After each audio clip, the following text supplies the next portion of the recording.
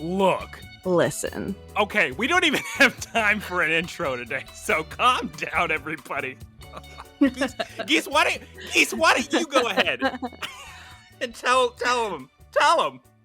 Okay, so we've been doing some, what's the word? Tech It's shooting? troubleshooting. Geese, Thank you. we've been troubleshooting. And I don't even like troubleshooting talk. I don't even like inside baseball talk, but this is a bridge too far, Geese.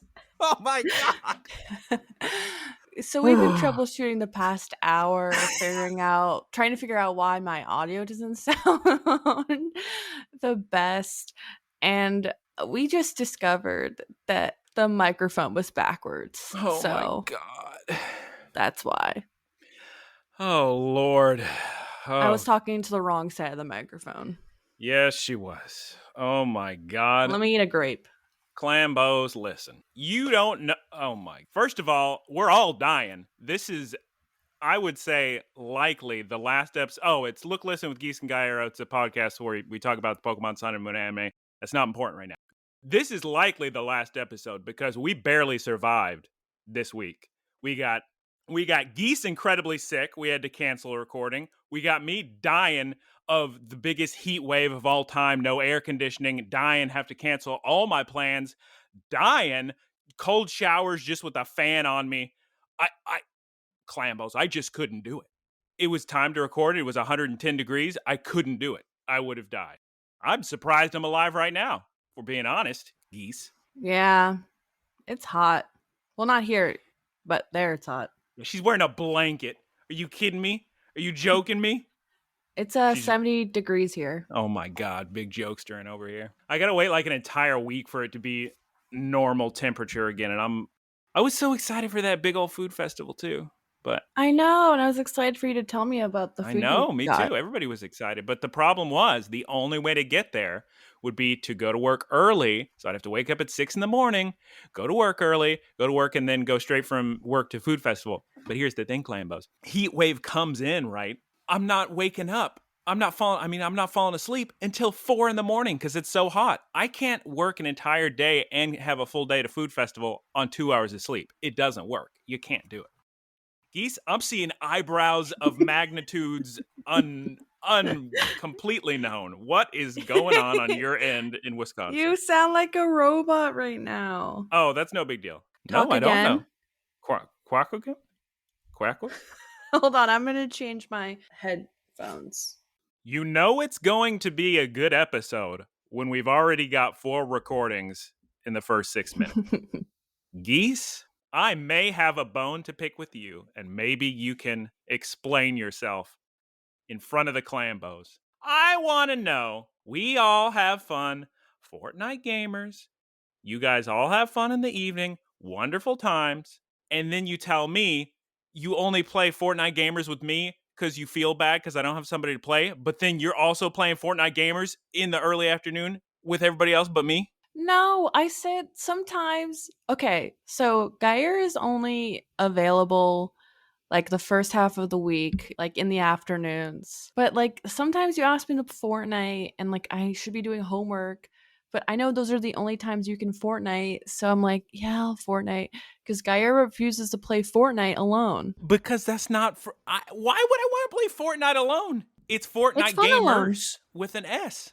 It can be fun doing it alone. No. It's also a good way to like practice. Practice? Oh my goodness. What are you trying to say, Geese? Am I not good enough for the Fortnite gamers? No, I'm just saying that there's a reason why like you can play alone. And what I'm saying is if I have time to myself with no other gamers, I'm going to make progress on a single player game. Because I'm not making any progress on a single player game playing Fortnite gamers. Fortnite gamers is just a fun social outing. Oh my God. What was I going on about? Oh, Geese, what's going on? What? I'm just petting Cleo. Oh, Cleo's here. Cleo is a baby. She is a baby. Should I tell the story about how I found her? Yeah, I don't think the Clambos have heard.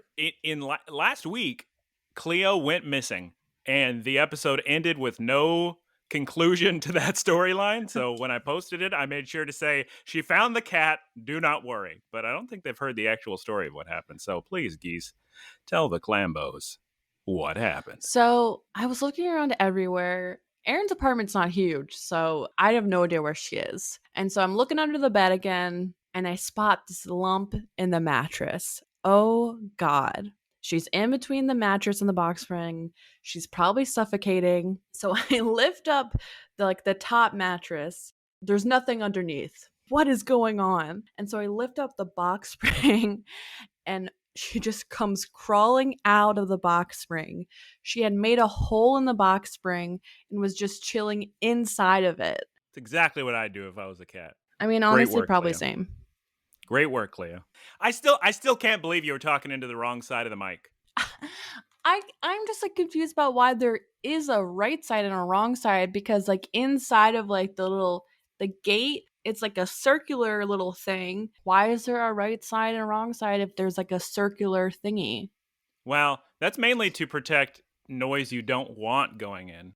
My microphone has all these settings. So if I wanted to, I could turn on the other side of the mic. But right now, the only side of the mic that is working is the side in front of my mouth. I don't know, because you have a real microphone. What do they call it? DSLR, DX deluxe microphone. I have I no sound like I idea. don't know anything about microphones. No, I've used those before. Specifically when you want to use two people in the same room, you want to use the Focusrite Duo or what have you to speak Yeah, into the microphone. but I'm glad we figured it out.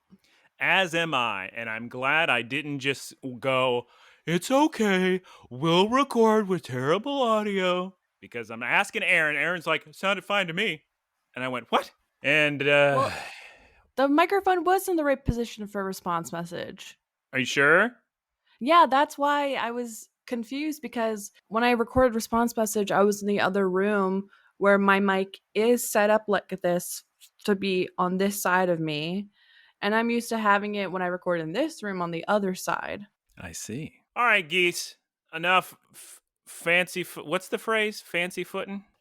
We got a lot to get through. It feels like we haven't spoken in quite a long time. Geese, it feels like it has been a long time since we spoke. So there's a lot to get through in our watching, playing, eating, looking shenan again. All right, Geese, Affirmative. Robo Yeah. Geese, and Robo Guyera for here Yep. to ingest the entertainment and tell you my favorite part about us is we don't really talk about this stuff. We just tell them what we saw. I don't know how Yeah. that's useful for anybody.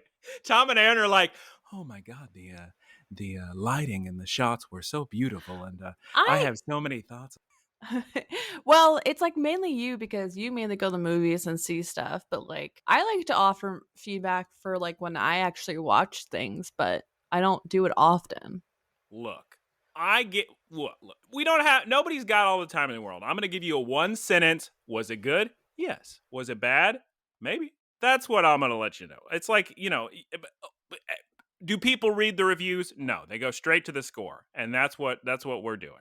You're going straight to the score with me. All right. Let's start with what I watched this week. I watched more She-Hulk. It's getting better. It's okay. I have now gone to the movies, and the only reason I went to the movies, Geese is like a cat. She's staring at a bird outside the window or something.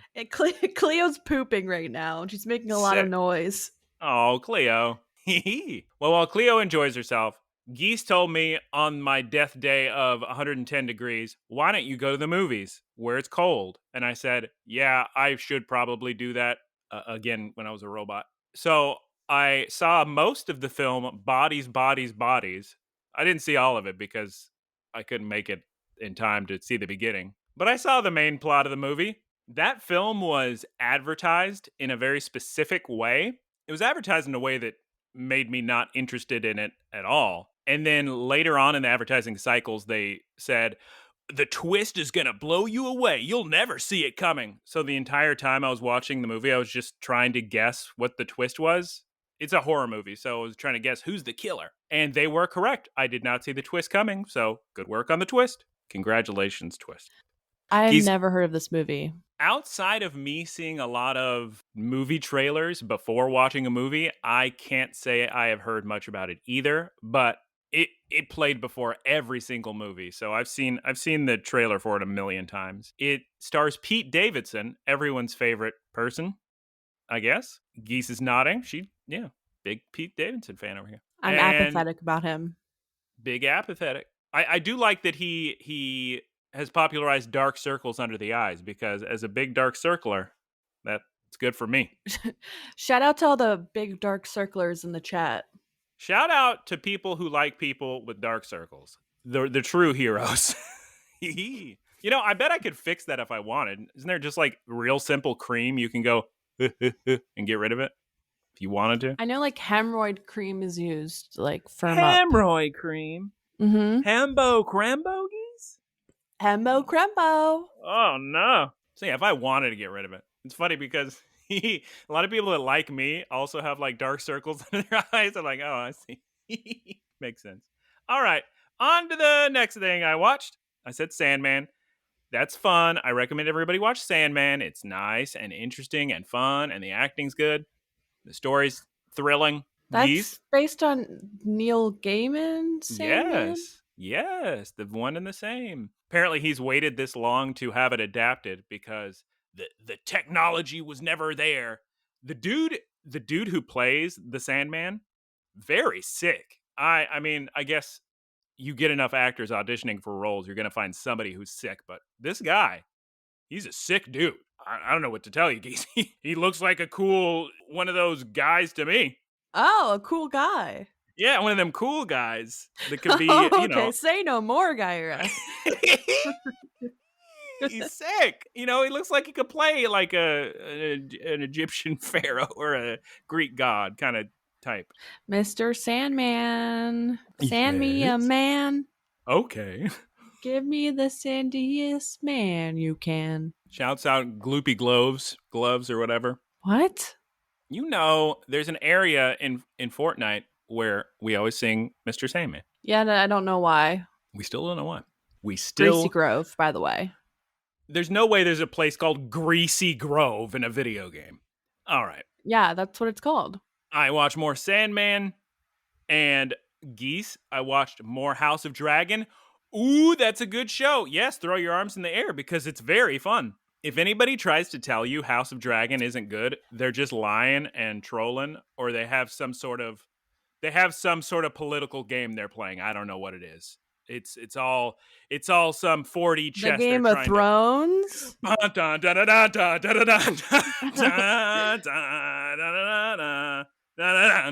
Yes, exactly. They're jumping around in that show a lot, so some episodes 3 years after the last episode. What it's doing is, I think, a good idea, which is, okay, look, we're going to make it clear what's going on. We're only going to show you the most interesting things that happened in this tale of these people. And it's good. And then on the other side of the coin, the Lord of the Rings show, Rings of Power. I made it 30 minutes before getting sleepy and going to bed. So that's what I saw. Lord of the Rings. I'm sure it's good. I feel bad for not even finishing one episode, but Lord of the Rings is more like reading literature that you're, I was going to say prescribed. That what's the word, Geese, when you go to school? Assigned. Thank you, Geese. When it's like literature you're assigned to read, and I'm sure it's like, oh wow, what a great work of fiction, very important. But the problem is, you just get sleepy and you go to sleep instead of more like House of Dragon, Game of Thrones, where that's more like you're watching Breaking Bad, and you're enthralled the whole time, and you can't go to sleep because it's too interesting. So. I'm not saying read Lords of the Rings Big Power is bad. I'm saying I fell asleep. That's all I'm saying. When you were saying that they jump around a lot in House of Dragon, I thought you meant jump the around. Characters jump around.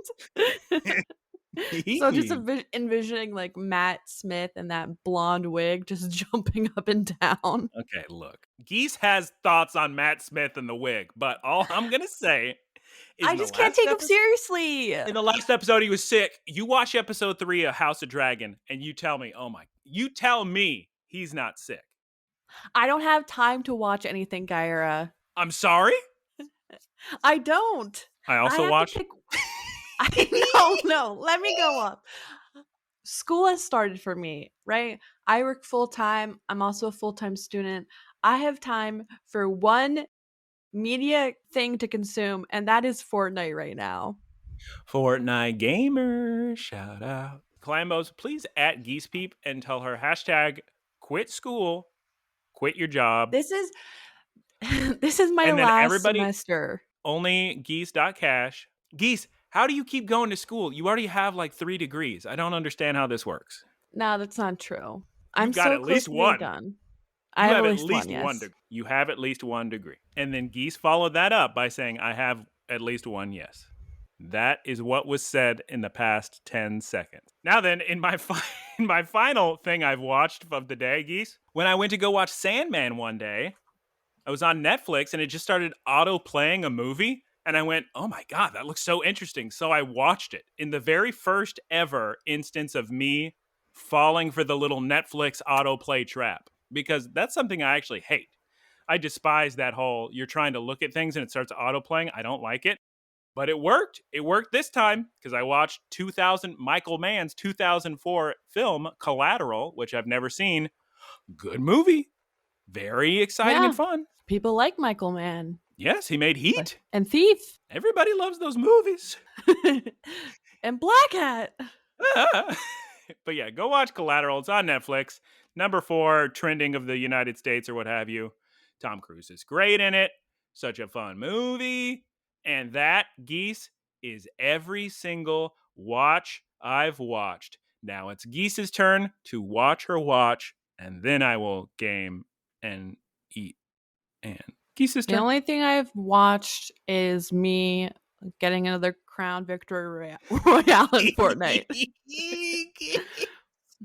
As I replaying the explained. clip. She keeps replaying the clip over and over again to her with that crown. I only have time for one media thing, and I've chosen Fortnite. And I don't even get to play with these guys but 2 minutes a week. But what I've gathered from their games lately is Geese has now entered what they call goblin mode, which is if there's a crown, that's all that matters. Doesn't matter the lives of her friends, just the crown. Yeah. I get the crown and then I attend to my friends. Yes. People who don't play Fortnite have no idea what that means. I don't even know how to begin. Just Google it. Yeah, just Google it. Okay. Yeah. Okay, so is that all of your watching and eating? You finished in 3 seconds and it took me 15 minutes? Oh, okay. Eating? No. Well, hold on. You have no more watching games? Nope, that's it. Holy moly, mother. Jiminy Christmas. I am in school, Guyera. I'm busy. Okay, tell us about your school then. Just, God. Okay, fine. What essays did you write? What textbooks did you read? I am in a class. Oh my God. It's about management theory and practice. Oh, and wow. It's boring. It's boring, and I don't know what's going on, and I'm afraid. Wow, that's so sick.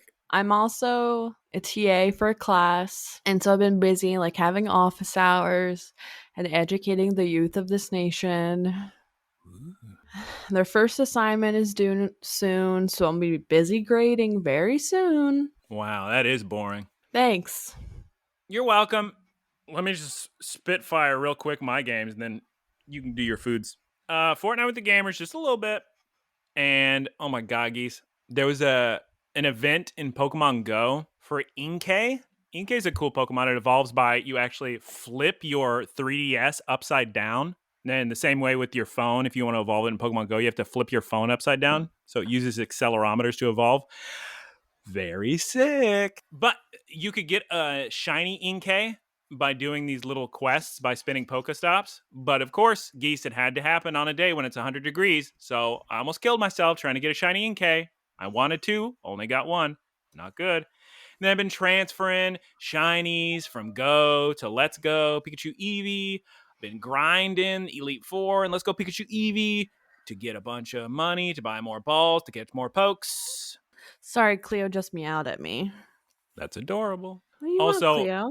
In final video game talk of the day, I played 5 minutes of the Messenger DLC before Fortnite Gamersing. And it didn't save my progress, I don't think. So I'll have to redo that 5 minutes. Geese, what did you eat this week? I had Taco Bell, and I'm gonna be honest, I'm like a new Taco Bell consumer.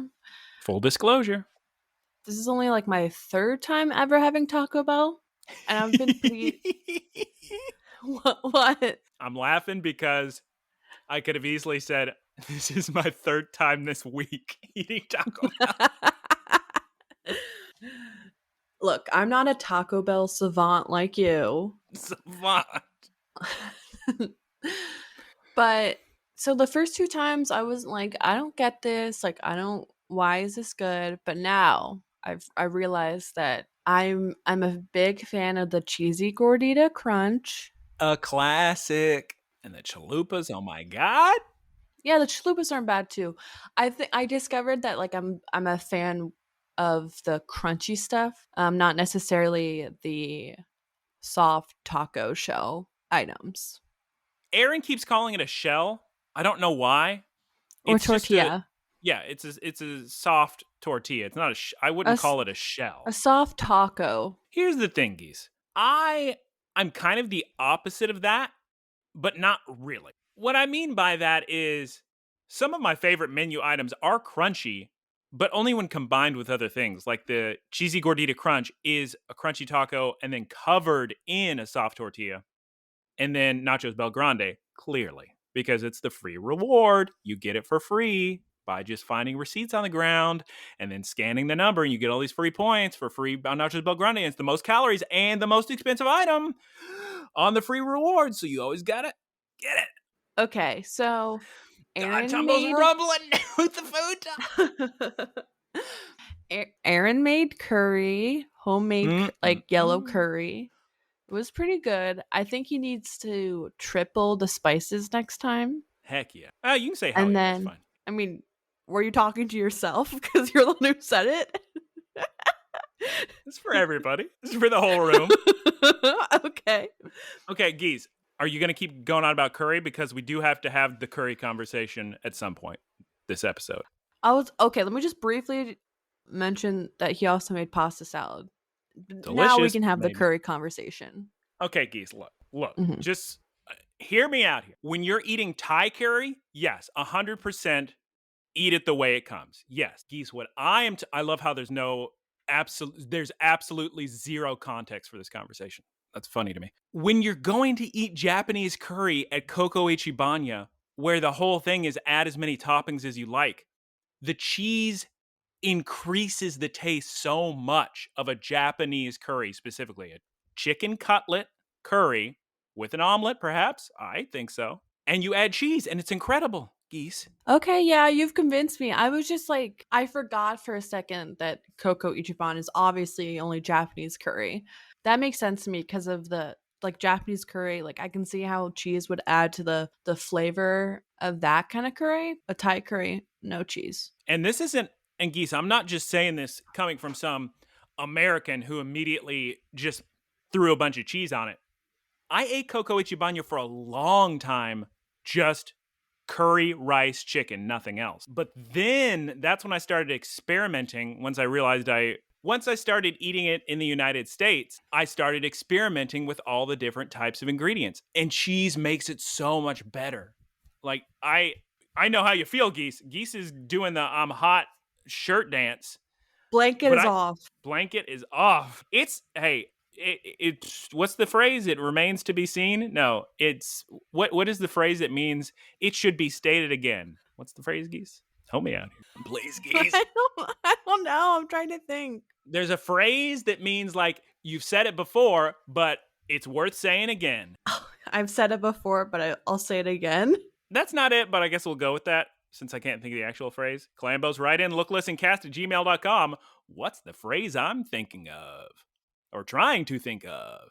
That took me so long I forgot what I was trying to say. Oh, I've said it before, I'll say it again. It is an absolute miracle you're even getting this episode. I can't believe I'm sitting in this room wearing a shirt, not with the loud fan on, and somehow surviving. You want to hear what it should sound like? Oh, never mind. I unplugged it. Whoa, your fan looks like a boombox. It's not. Well, it's Taylor's fan, but yeah, it's saved me. I would have perished. You picked it up and put it on your shoulder, so it also really looked like a boombox. Unfortunately, I don't have the outlet to plug it in, but it's very loud. You'll have to trust me. Do you want to talk about Cult of the Lamb in your food segment before I list all my food? Oh, I just want to start it soon. But that being said, probably won't because of school. All right, Geese, what did I eat this week? Thank you for asking. Geese, You're welcome. I ate so much sushi, but it cost so much money, and I don't have much money, and I'm going to end up on the streets. But at least I ate, yes, Geese. I ate, I think, yellowtail, bluefin. That sounds right. But Geese, then I was having one healthy eating day, and I ate real responsibly. But Geese, at the end of the day, oh no, I ordered a pizza. Oh, I ruined the whole day of healthy eating. I know, Geese. And it was terrible because it's like the real devil and angel on your shoulders kind of thing. Because I kept not wanting to order it for money and calorie reasons. But then my body was just like, oh, come on, just eat it. Imagine how tasty it would taste. And it was so back and forth. And I was like holding the order button like, and it just slipped. And I ordered it, and I was so disappointed in myself. And it wasn't even good. So terrible. You have to forgive yourself, Guyera. Well, okay. In more exciting news, we're now in Starbucks fall season, which means we got Pumpo Pumpo Spice, Pumpo Muffs, we got Pumpo Apple Caramel Oat Milk Macchiats. I know. Here, let me have a sip of my Cocoa Ichiban water. Tastes like curry. Yum, yum, yum. I love that it keeps the water cold. Okay, so first thing I tried this season was the Apple Crisp Oat Milk Macchiato, which is delicious, which my cousin makes the best. I can't wait for her to make me one if they still have them when I go visit my family in December, because she's good at making it. And then I had a pumpkin scone, which was not as good as the Pumpo Muff. The cream cheese pumpkin muffin, Geese, at Starbucks is so incredible. And it was such a difficult task to oh, no. I'm not a fan of cream cheese in desserts. Really? I don't like cheesecake. I just like, I don't know. It's just too heavy. Okay. I'll say this. There are a lot, and I mean a lot of cheesecakes that aren't great. And I could easily see someone trying it and going, I'm good. That being said, the best dessert I have ever had in my life was a cheesecake. So here's what we're going to do. It's a secret recipe passed down generations and generations. I'm going to get this recipe. I'm going to give it to Tom. Tom's going to make the cheesecake and give it to Geese. And she's going to go, oh, okay, cheesecake is good. And that is plan of the day. Sounds good. Yes. I'm sure the cheesecake will stay in its journey from Seattle to Maryland. He'll probably just have to make it in Las Vegas or something. Buy the ingredients there. Okay.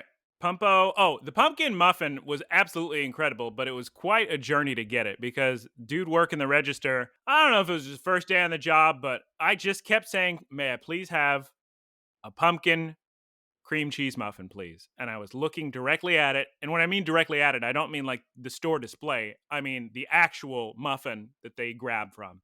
Because he's looking forever and ever trying to find it. And I said, oh, it's right there, right on top. And he went, oh, okay, huh? You should work here. You got it better than me. And then I was like, yeah, it's fine. And he still ends up giving me the wrong item. But in the end, I eat the pumpkin muffin cream cheese muffin. Mm-hmm.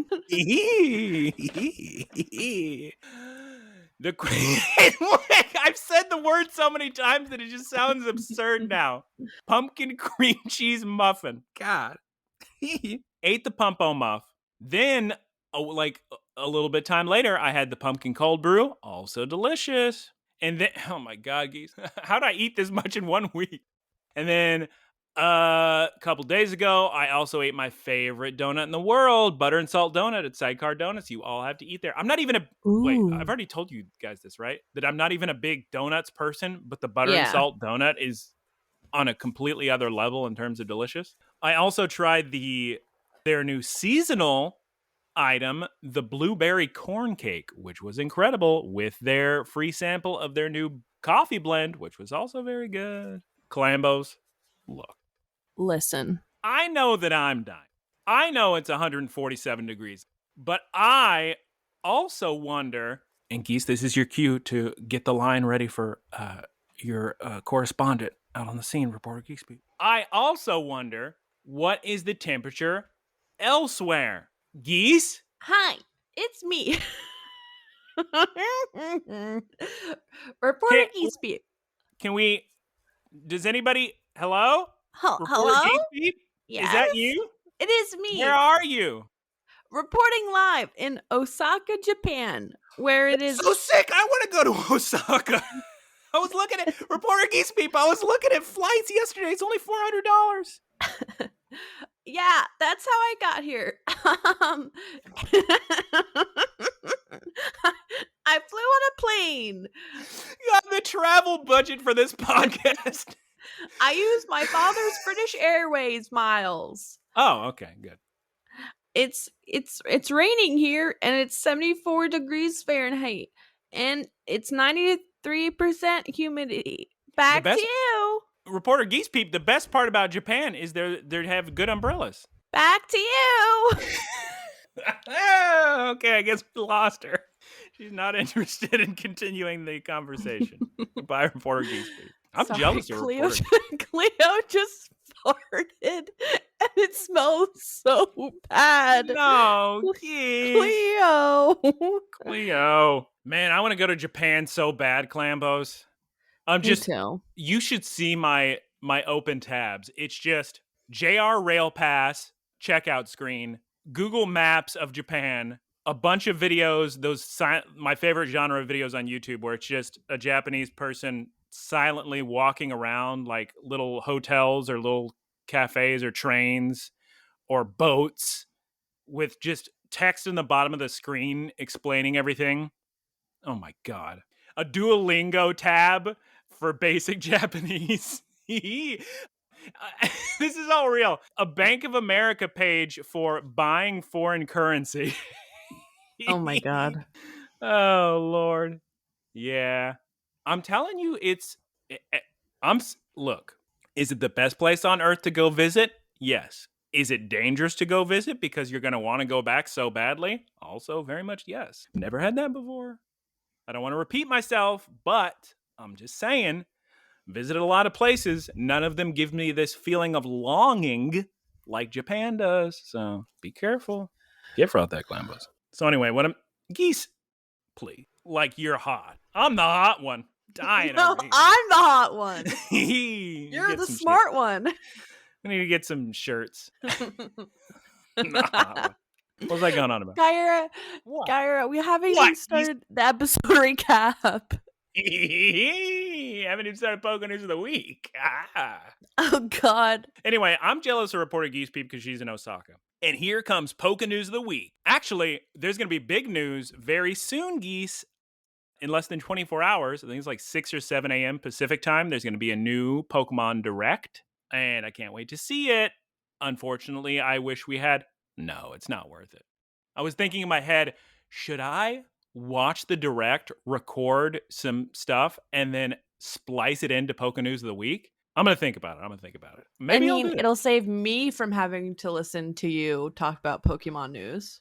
I'm saying as an addendum, as an addition, not to replace the current Poke News of the Week. I sit here lovingly listening to reporter Geese Peep tell the weather, and you're going to tell me you don't want to hear Poke News of the Week? I didn't even want to continue reporter Geese Peep. You made me. Everybody loves it so much, though. I don't believe that. I think they're just being nice. Okay, Clambos, write in looklistencast.com. Looklist at gmail.com. Looklistencast@gmail. Tell us the absolute truth. Are you lying or are you telling the truth that you love reporter Geese Peep and her adventures across the planet? Now, on to Poke News of the Week. Geese, last week I told you we're getting a new lemur Pokemon. Well, we didn't reveal that it was a lemur, but we knew that it was going to be Graffiti Lemur, and now we finally got it revealed. So you Clambos knew before anybody. Well, actually, probably not, because the episode probably went up after it was revealed. But Geese knew. We have a new Pokemon called Graphite, based on the ii, which I guess is a Pokemon. I mean, I guess it's a real animal. It's like a lemur. It looks like it's based on a lemur. Yeah, it's a lemur. Oh, is it in the lemur family? Okay.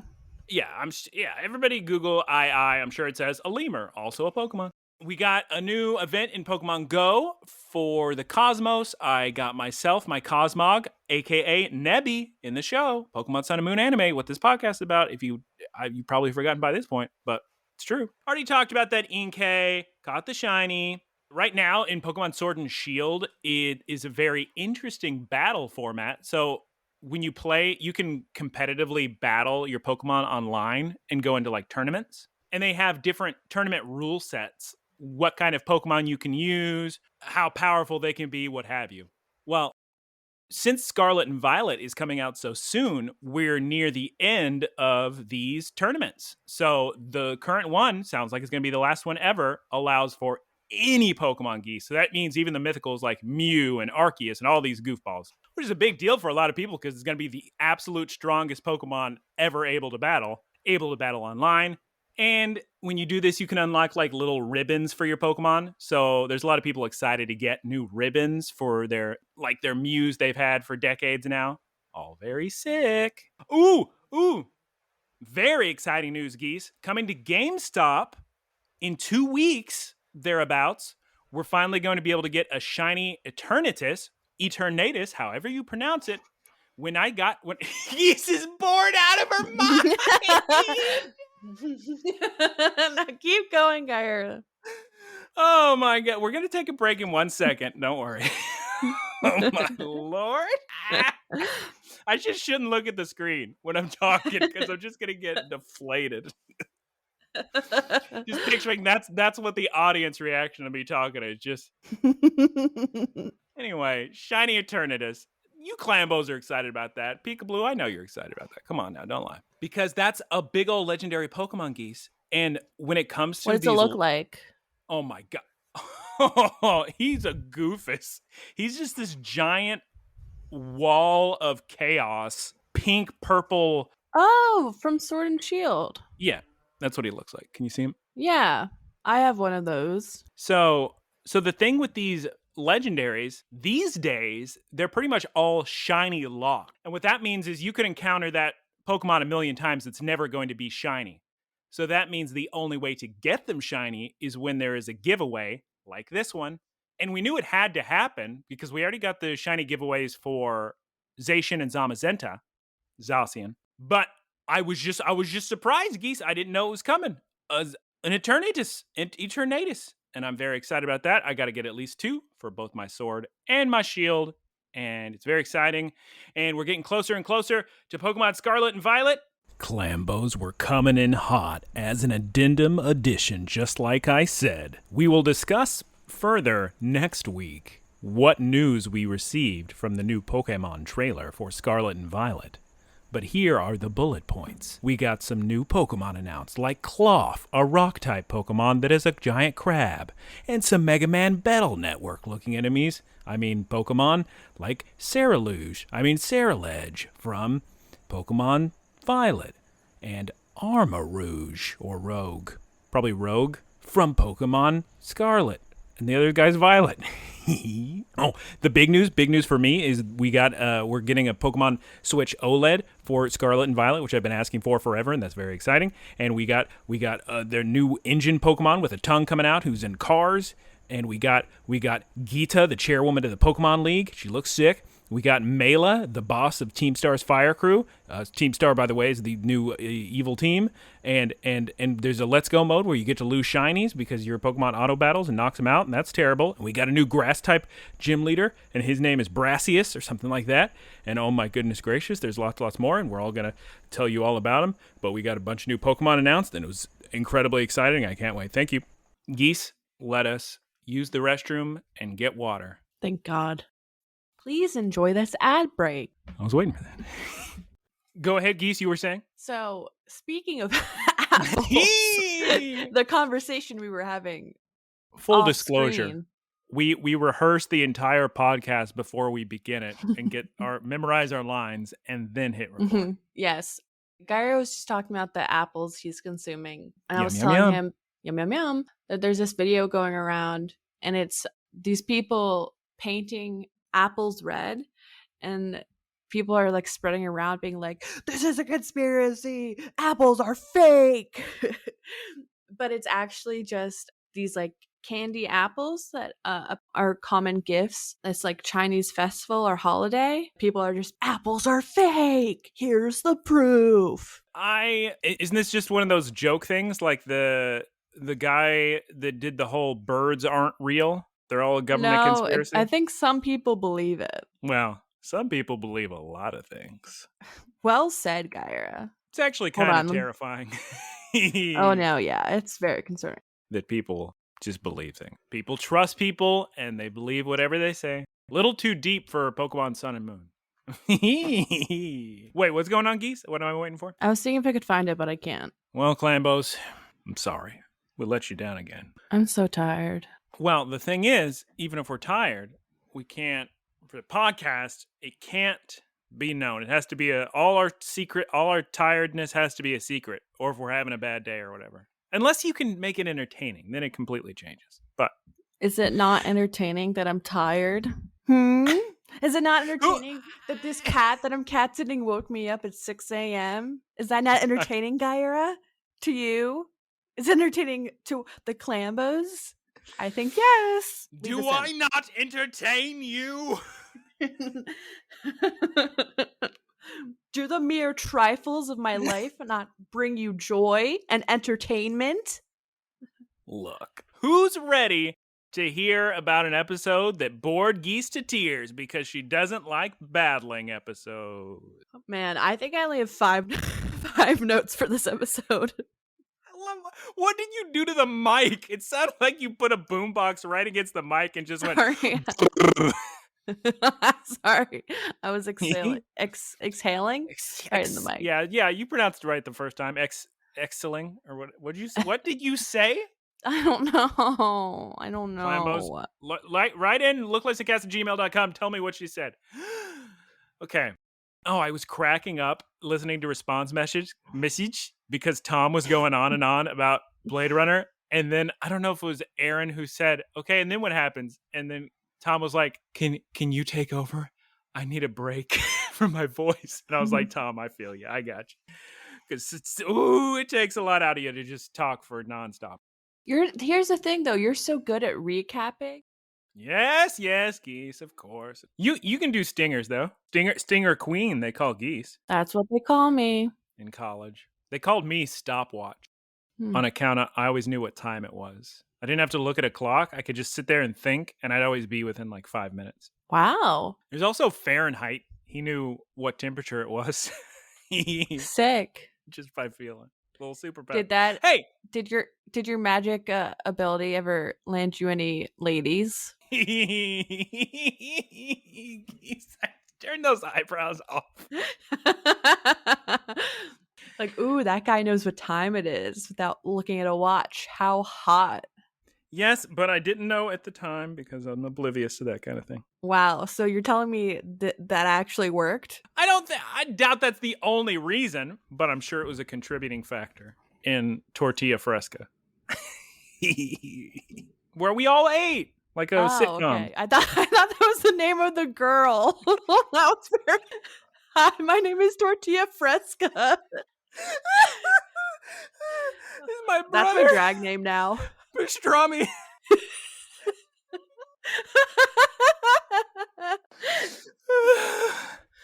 Tortilla Fresca.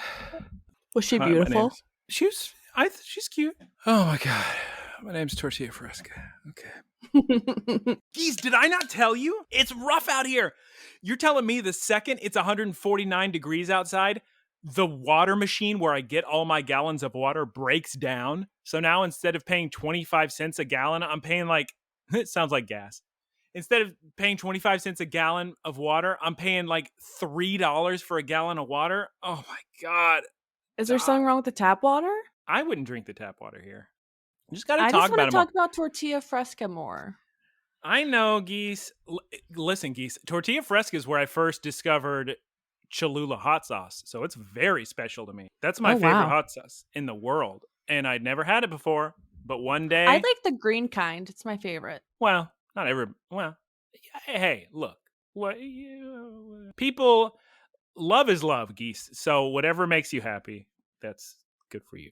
In the morning, I would eat my delicious breakfast burritos, and Geese, it was so great because I got queso on the inside of the burrito and on top of the burrito. Don't shake your head, Geese. It had potato, egg, cheese. Delicious. Just a wet and wild burrito. Yes, it was so good. I ate it with a fork, don't worry. But I was trying out all the hot sauces they had. So like your Tabascos, your Tapatios, your et ceteras, your so-ons, Louisiana Pete's or whatever. And then one day, Geese, I tried Cholula hot sauce and my life was changed forever. From then on, I can't eat eggs without Cholula. It's just not going to happen. Well, that's not true because I eat the omelets from Coco Chibana curry, but that's a completely different flavor profile. I don't like the Louisiana Pete's hot sauce. It's too vinegary. Yeah, I'm not crazy about it. But if I'm eating like breakfast eggs, like, eggs and cheese and potatoes and beans or what have you, and a breakfast burrito or a little omelet, you got to have Cholula. It increases the taste so much. I can't imagine. I agree, but I use the green kind. Well, now my friend Steven, he doesn't like Cholula anymore. He said the recipe changed. And I say, you may be right because I don't think it's as good as it used to be, like in 2008. But as long as you shake it up, it's fine.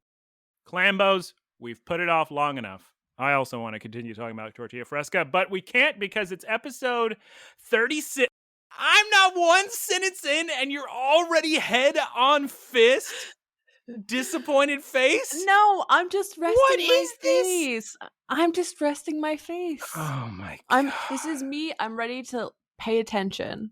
All right. Clambos, episode 36, Pokemon Sun and Moon anime, which actually, guys, Clambos, we're almost done with this show. Did you know? Pretty soon, in a couple episodes, it's going to be Pokemon Sun and Moon Ultra Adventures. So before that, is that what it's called, Geese? Ultra Adventures? Ultra Sun and Moon? Ultra Sun and Moon's the name of the game, but I think the show is called Sun and Moon Ultra Adventures. Don't fact check me.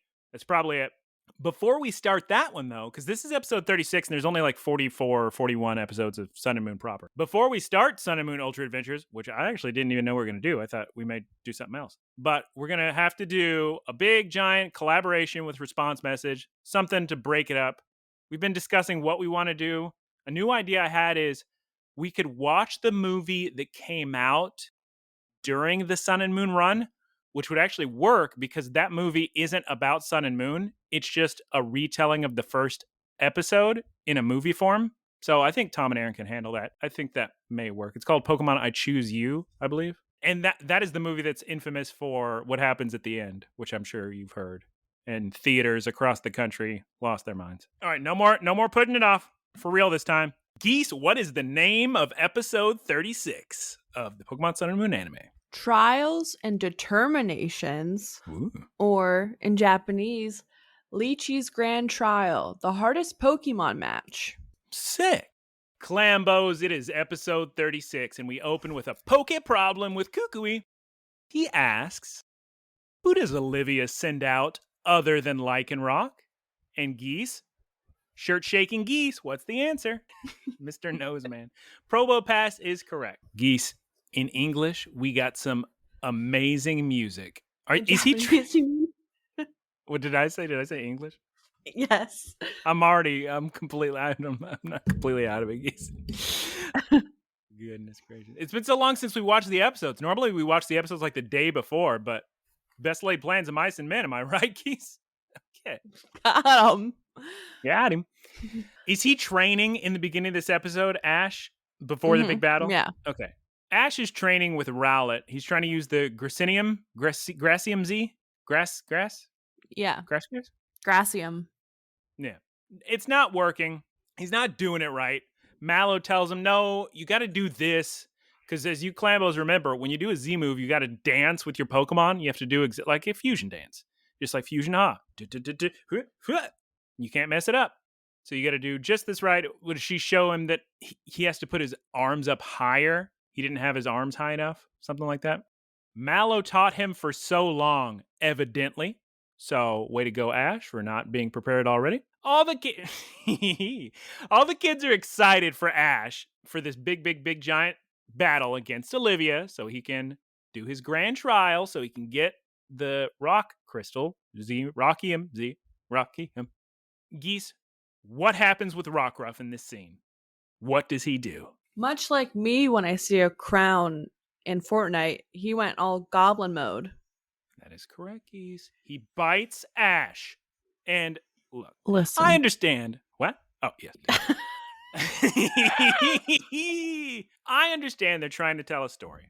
I understand that it's important that they establish he's getting more aggressive because Lil Rockruff wants to evolve. But I'm just not okay with animals biting their owners, especially when they're dogs. Like cats, maybe some people think it's cute, but a dog biting, it's not good. It's not good. So we see I think the kids comment on Rockruff being too aggressive. We then cut to Geese, that temple. What's it called? Tapu, Temple of Life. We cut to the Temple of Life and we see Olivia praying to Tapu Lele, probably. No, Olivia's in a cave while she's praying. That's not the Temple of Life? Maybe it's underneath the Temple of Life. I recognize where she is from the video games. In the video games, that's where you encounter the Tapus. So clearly she's in Tapu Lele's like bedroom or whatever. Okay. Everybody's going to the ruins of life. All the kids, cuckoo-y, because there's a big battle arena there where the big giant grand trial is going to happen. Ash walks into that temple.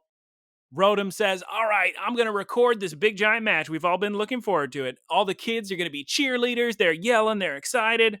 And Olivia walks in with Lycanroc. Geese, I'm going to tell you, somehow this comes up every episode. It looks exactly like Dragon Ball. Like the Tournament of Power in Dragon Ball, even from the beginning, it looks exactly like that, where it's an arena outside. Although in Dragon Ball, if you fall off the arena, you lose. I don't think that's a rule in the Pokemon Grand Trial. I don't think if you fall off, you lose. Noted. Rockruff is still very upset. He's a very aggressive little boy. I was watching this episode and I was like, I wonder if anyone has like made what are those called when it's like a compilation of videos from an anime over like a song. Oh yeah. What do they call it? AMVs? Yeah, AMVs. I was like, I can just imagine like a bunch of clips of Rockruff being an angsty Pokemon team with some like My Chemical Romance playing. 100% that exists. Clambos, please find that and send it to us at looklistencast@gmail.com. And if you can't find it, make it yourself. And we'll post it because Rockruff deserves it. I'm so upset, Geese, because when I was watching this episode, I couldn't find my good pen. So see how dark the font is from before? Mm-hmm. Look how light the font is now. It's terrible. Oh my goodness. I can barely read it. Terrible. I even what kind of left. pens do you like? I like the, what is it called? Not Bic. It's Sharp. No, what the heck? It's the good pen everybody loves, where it's like 7 font size. You know what I'm talking about? Like Gillette? What is it? Yeah, probably Gillette. Gillette 7.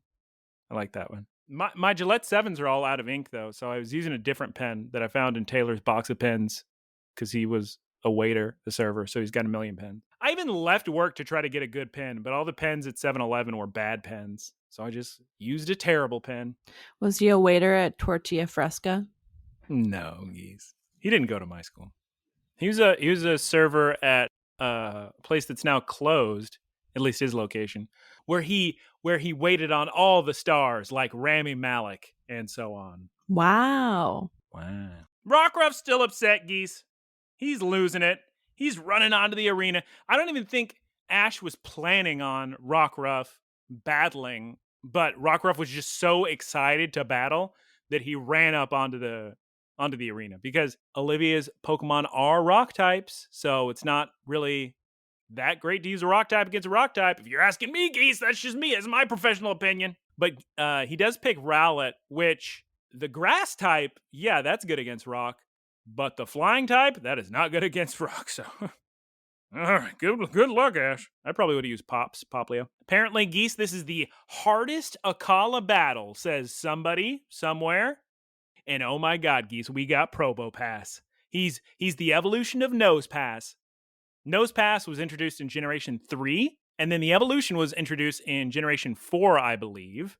And he's kind of an ugly Pokemon, Geese. He's got a big giant schnoz, and he's made of magnets, but evidently he's powerful. Yeah, when Olivia, like right before she brings him out, she's like, "My Pokemon are rock and tumble rock types, but they're also cute." And I would disagree about the cute part with Probopass. I don't think either of her Pokemon are cute. Like, Lycanroc is a good design, but I wouldn't use the word cute to describe it. Yeah. Way to go, Olivia. You must have used the wrong translation. Oh my God, Geese, it's going to be a double battle. That's right. She's going to use 2 Pokemon at the exact same time, which is evidenced by me saying that Ash is going to use 2 Pokemon. So I spoiled that. Way to go.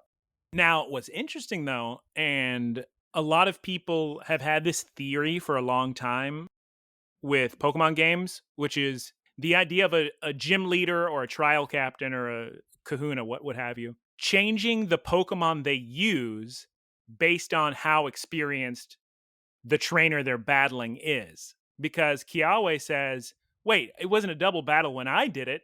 And Olivia says, well, yeah, because you didn't even have any crystals at that point. You hadn't beaten any trial captains, where Ash has already beaten Hala. So I got to make this a harder battle for him. And he went, oh, okay, got it. That's actually the opposite of what they're going to do in Scarlet and Violet. Scarlet and Violet's going to be an open world, and you can go wherever you want, but they're not going to scale the gyms to your level. So if you go to like the last area, you're just going to get destroyed. So you may want to do the gyms in the recommended order. Yeah, Ash already has 3 crystals, so he's ready for a double battle, Geese. And Kukui is confident in our boy Ash because he seems to do well a lot. He seems to win a lot in these Pokemon battles. Geese, before the big giant battle begins, what happens with Sophocles? His Tombo Rumbo. And he's hungs. And it cracked me up because, did I already mention this? That last episode, my stomach grumbled so hard I had to edit it out of the podcast. No, you didn't mention that. Hey, it's probably better for me to be hungry than like having overeaten and like lethargic. I would imagine, right? Who's to say? All right. Geese, let's get into this battle. Rockruff runs up to getting ahead of myself. Oh, thank you, Clambos, for answering the question. That too is fine for you. Thank you, PIKABLU. Thank you. Thank you, already fun. Rotom in Japanese says, hey, that little Rockruff acts too freely. What does he say in English? Because it wasn't that. Geese has no idea, not even the foggiest. Darn it, Geese, I just remembered that I meant to watch the beginning of episode 37 in English because I want to see. I'll ask you about it when it comes up, but I still in the future want to watch because I know it's got to be different. Go Rowlet! And oh my God, Geese, Rowlet is awake for once in his life and he's ready to battle. Pikachu and Litten are going to be little cheerleaders and they're going to have a fun time. And they say, battle start. Stato in Japanese, which Taylor loves. Every time we'd watch Documental and they'd go, Stato. He'd get real excited. Oh my God, Rock Throw, Leafage. Olivia says, get into formation. Rock Slide. Oh my God, it destroys Ash's projectiles. And Geese, both the Pokemon just go flying up in the air. And I thought for sure they were goners. I thought they were going to fly way off away from the arena and Ash was going to immediately lose. But no, they just fall back down onto the arena. And Geese, Probopass uses Stealth Rock. And now, if it were the video games, what would happen is they wouldn't be able to switch out without taking damage. In the video games, if you use Stealth Rock, if you switch Pokemon when you throw out your next Pokemon, a sneeze. Okay. Gesundheit, so Geese. Gesundheit. Danke. A sneeze is better than what I thought that was because I heard Geese charging up the sneeze, but I thought she was about to give me the biggest yawn of all time. Just a big giant. That would have been disheartening. Pokemon. But in the show, yes, Geese? Something amusing? Can I help you, Geese? We've lost Geese. She's laying down. No, please continue. Please. All right. But yeah, in the show it works differently. It's just physically rocks in front of them that they can't get around. So completely different move, but still dangerous. Yeah, they can't attack, which that's not how Stealth Rock works in the games. Olivia's doing an attack and support build with her double Pokemon, but Ash has this brilliant idea, and I think this is very sick, and it reminds me of like Final Fantasy IX, Vivi and Steiner teaming up for their little double moves with like magic swords and stuff. But the idea of Rowlet using his little Rowlet talons to pick up Rockruff and fly into the air, so Rockruff can attack from the air, and it's sick. Rowlet, use Leafage on Probopass. Oh my God, there's a magnet bomb. And Sophocles says, look at all those mini noses, which I found amusing. And the geese. Yes. The magnets, they're chasing after Rowlet. But oh my goodness gracious, Rockruff's gonna do a rock throw, and he hits the noses. Wait, is this the part when Rockruff like goes in front of the nose to prevent it from hitting Rowlet? What, that real cool like back kick thing he does? Because that was sick as all get out. Yeah. I don't think we're at that one yet. I think he's just using rock throw to hit the noses so far. Okay. I think. Oh no, Geese! I think I said this wrong because there's so many rock throws going back and forth. Forget. Hey, Clambos, forget everything I said. Now then. Oh my God, a rock throw's coming, probably from Lycanroc, you would imagine. And they hit. Oh my God, the Stealth Rock. I mean, not the Stealth Rock, the rock throw. It hits our pokes, Rowlet and Rockruff, and they get hit and they fall into the Stealth Rock. And I think, oh my God, that's gotta hurt. And they're very beat up. And the kids are commentating. They're like, oh my God, it's like 5-on-1 with those mini noses. And somebody says, burn hotter than Whale of Volcano. Is that Olivia? Probably. At one point, the professor has like a internal monologue. He says that he sees the bright blue fire in Ash. Is that what you're talking about? Burn hotter than Whale of Volcano. That, I don't think they would change that translation. I think the burn brighter than Whale of Volcano is Olivia talking to her Pokemon, because then they do Zap Cannon and Accelerock, and then Rowlet grabs Rockruff again, Leafage, and then this is very sick. Lycanroc jumps on Probopass's noses like a real sick anime jumping in the air, so he gets super airborne. And then Lycanroc does a headbutt, and there's a Zap Cannon, and then Rockruff hits the Magnet Bomb. Okay, now this is the sick part, Geese. This is the part that even all the people we were watching with thought was cool. Rockruff is in the air, Geese, and he uses his back legs to kick the Magnet Bomb towards the Zap Cannon, because the Zap Cannon, Geese, is coming right for Rowlet, and Rowlet's a flying type, so that Zap Cannon's going to hurt a whole bunch. But Rockruff saves the day. And Geese, Rowlet's real cute, and he thanks Rockruff, and he does like a cute little bow. But Geese, what happens? Rockruff attacks? That was not cool, Rockruff. Don't be mean to your friends. I was, honestly, Geese, look. Honestly, Guyera, it was rude. Honestly? Full disclosure, Rockruff, he's a little cutie pie, but I'm not happy with him in this episode, and I understand they're trying to say, oh, he has to behave this way if he's going to evolve, but he better be doing a lot of apologizing. That's all I'm saying. So, yeah, Rockruff's still upset, and he's snapping at Rowlet, and I feel so bad for poor Rowlet because he's so confused why Rockruff's mad at him, even though they're best buddies. And then Probopass surrounds them. And oh my God, there's going to be a Z move from Lycanroc. Rowlet, fly up. Oh God, it gets real sick. The animation gets very good here, Geese. Olivia is on fire. I think metaphorically, the animation shows her on fire, but I don't think literally. But she's dancing, and she yells. I'm on the edge of my seat. Olivia yells in Japanese, roar heartbeats of life. Oh, echoes of the bedrock piercing through heaven and earth. And then, Geese, we see the noses surround the flying Rowlet and Rockruff. And we see World's End Fall, which has a different name in English. I think it's Continental just like Crush. Continental Crush. And there's a giant, enormous piece of Earth flying in the sky. And it's getting closer and closer to flying Rowlet.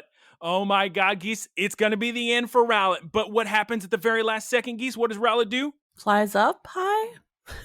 I don't remember. Just like flies away or like out of it. Yes, Geese. He quickly flies out of the way of the Continental Crush, lands in fall. So instead, when it comes down, it destroys all of the stealth rocks that were preventing them from attacking earlier. The kids were saying, oh my goodness, he's so lucky. But Kiawe says, that wasn't luck. Because in English, a 70-year-old man voices Kiawe. In Japanese, it's somebody who sounds much younger. But Rotom and Kiawe and maybe even Kukui, they all say, no, Ash planned this. This was his plan all along. In Japanese, Kiawe says, Ash is one crazy guy. But what does they say in English? He says... He basically says the same exact thing. And then we got a Giga Impact, and a Rock Slide, and a Leafage, and a Bite, and Probopass is flying around, and Rockruff bites hard onto Lycanroc, and there's a Magnet Bomb, and then Rowlet avoids the attack, and then, what is makes? Makes them hit Probopass. Oh, yeah. Oh, this was so sick, Geese. The Magnet Bombs are flying, right? And Rowlet, he leads the Magnet Bombs right towards Probopass and then scooched at the last second so the Magnet Bombs hit Probopass, and it was super sick. And now it's time for a Z move. There's a Z move a-coming, Geese. It's Bloom Shine Extra in Japanese, and the arena just becomes full of flowers. Do you happen to have the English name? It's Bloom Doom in English. Bloom Doom. Rolls off the tongue better. And at this point, we're full Evangelion or Dragon Ball Z. Bloom Shine Extra or Bloom Doom, and the arena's full of flowers. It hits Probopass, and he's absolutely devastated. And Probopass is unable to battle, Kukui probably announces, because he's the referee for this fight, and I didn't mention that earlier. And then Rowlet perches on Ash's arm, and it's very cute. Very cute. All right, but Geese, we still gotta beat this last Lycanroc. So, of course, Ash instructs Rowlet to go and do the strat that's worked so well.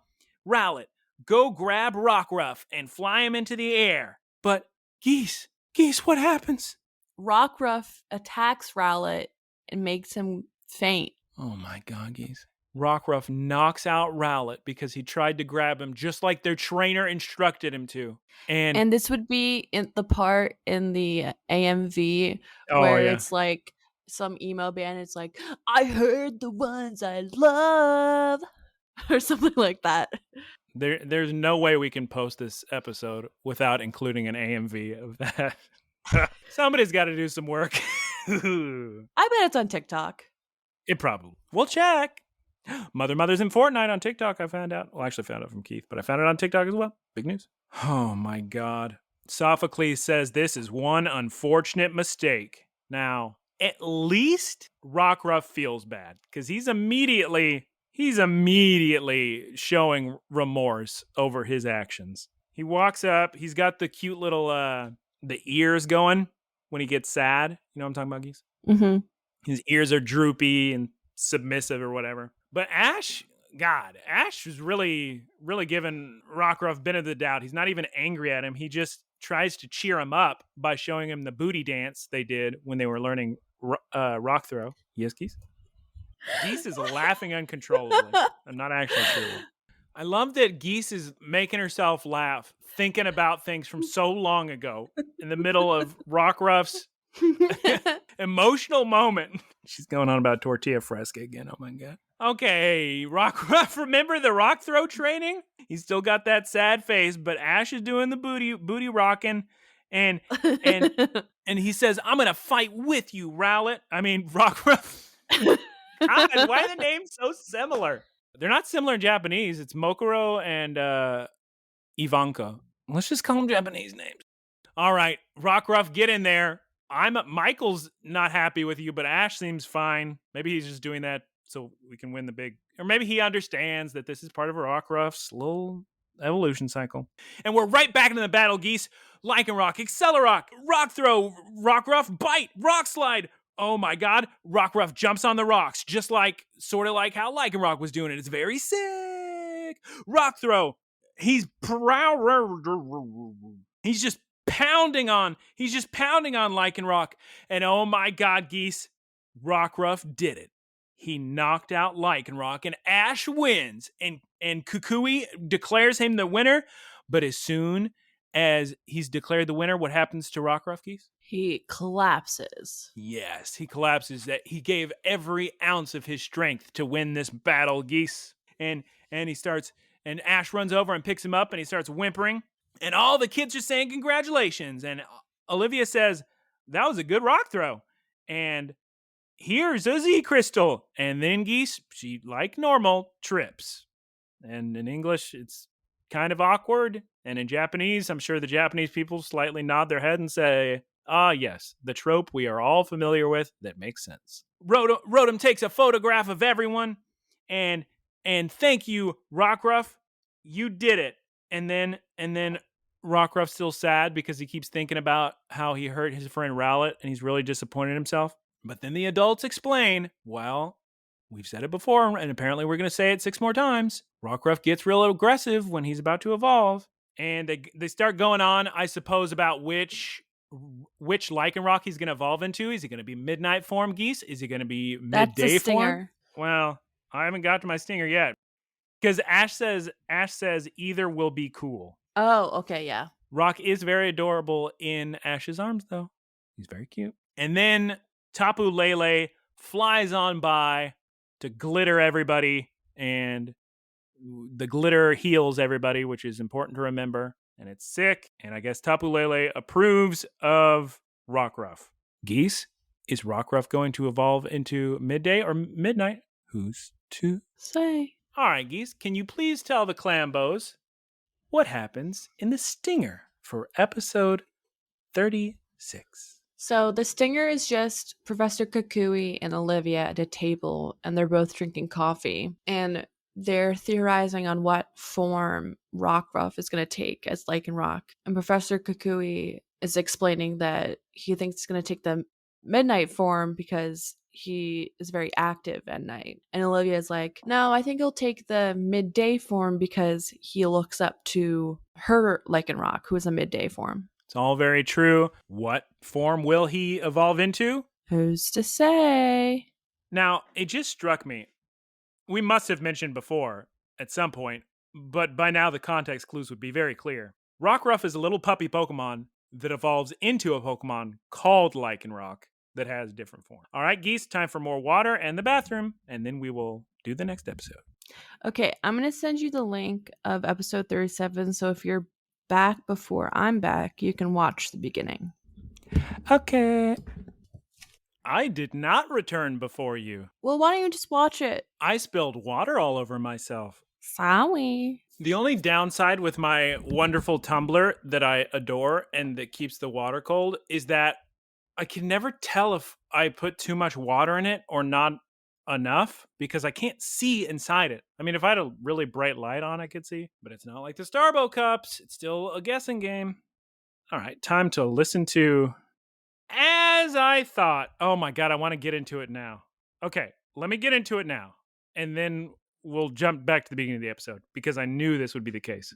Okay, Geese, just give us the name of the episode, and then I need to touch on what I gotta talk about. Geese, are you there? Yes, I'm there. You looking up Tortilla Fresca? Are you trying to figure out information about me? Geese is always asking personal information. But here's the problem. No. Here's the problem, Guyera. I spend so much time with you, and you know, I would expect like the people I spend a lot of time with, my friends, would share any personal information about themselves. I mean, half of the reason I do this podcast is just so I can see Guyera's beautiful face and learn the little morsels of details he reveals about himself when we record. My God. What were you talking about? What's the name of the episode? The episode is Rising from the Ruins, and in Japanese, Iwanko and the Garden Deity of the Ruins of Life. Yonko. Okay. We're not going to start at the beginning of the episode. We're going to start... already exited out. We're going to start a few minutes into the episode at a scene where Ash is walking up to the adults and the kids. Everybody's worried about Ash, okay? Well, they're worried about Ash, Pikachu, and Rockruff, but they're mainly worried about Ash. He walks up. Clambos, can you give me a second? You'll get the context in a second. Ash walks up in Japanese. Pikachu and Ash both devastated. Kukui is so mad. I'm getting chills just thinking about it. He's like an adult. He's like a father that was so worried about his kid. He's yelling at Ash, and it was way too realistic for Pokemon. I thought, oh my, there's no possible way in English. And I was correct. I just watched in English. In English, Ash walks up. They're playing the goofiest music imaginable. Just preschool music, goofy, silly, happy fun. And Kukui is barely getting onto Ash. It's like, hey, that's not allowed, is literally how it's played. You can't just sneak out like that, is how it's played in English. In Japanese, it's like you're watching, I can't even think of a good example. You're watching like a real serious R-rated drama of a father concerned that his son could have died, is how realistic it's played in Japanese. Kukui's a daddy. Yes. And he treats Ash like that way. It was wild to see. I was taken aback. Introduce a new topic of the show, or segment of the show. You get to ask me one question. Not guaranteed you'll get an answer, but you can get like a redo. I can say like, no answer for that question. What's your one question? Oh, you mean one personal question? Yes. One question of the day. Or the week. And will this stay in the podcast? Who's to say? Okay. If it's fine, it's fine. Can I ask it now? Yeah, I guess. Did you ever have a pet growing up? And what was its name? We had some fish. There was Harley Davidson the fish and Bluey, but then Bluey died, so we got Bluey Tooey. That was another fish. That's a great name, Bluey Tooey. Yeah, that fish was blue. Harley Davidson was yellow. I figured. Yeah. And that's man, I just want to. I have so many follow-up questions. I want to dig in. One question a week, Geese, and you wasted it on a fish. All right. Episode 37. Hey, oh my God, you never see this happen. It's Kukui again. And he's here again? 2 episodes in a row with a poker problem? That's rare. Kukui asks, who evolves in this episode? And Clambos, if you don't know the answer to this one, you must not be paying too much attention to what's going on. This is like a 2-parter. Now, Clambos, I hope you weren't as bored during the last episode as Geese was, but I'll tell you now, I did like this episode. This is a cool episode. A lot of fun stuff happens. I'm into it. Episode 37 is a good episode. I'll be the first to say it. It begins with the flashback to last episode. Yeah, we already went over there. And we don't even get a cold open for this episode. We just get a recap of episode 36, and then it goes straight to the theme song. And then the actual episode proper, we open with the Pokemon Center at night. Everybody's snoozing. Turns out, Geese, they're going back to Melee Island tomorrow because they're currently on Akala Island, right? Yeah. Akala Island. Melee is like the main island where they go to school. They're currently on Akala. So now, Geese, Rockruff, he can't fall asleep. He's just thinking about hitting Rowlet. He's real upset with himself, and he looks over at Rowlet snoozing, and then Geese, what does Rockruff do? He leaves. He leaves the room. He jumps up and hops up and try to grab the little door handle and leaves, which wakes Pikachu up. And then Pikachu's concerned, and he goes to wake up Ash, and he's telling him that Rockruff's not there and pointing at the Rockruff spot. And then he went through the door. He's pointing at the door. This is a very cute scene. I love Pikachu's charades. We see Tapu Lele flying across the moon outside. Very beautiful. And Rockruff's throwing rocks up against a cliff. He's just getting out all his aggression and anger at himself. It's like in Footloose when Mr. Man, Mr. Man dances in the barn. Kick off your Sunday shoes. Ooh-wee. Hurry.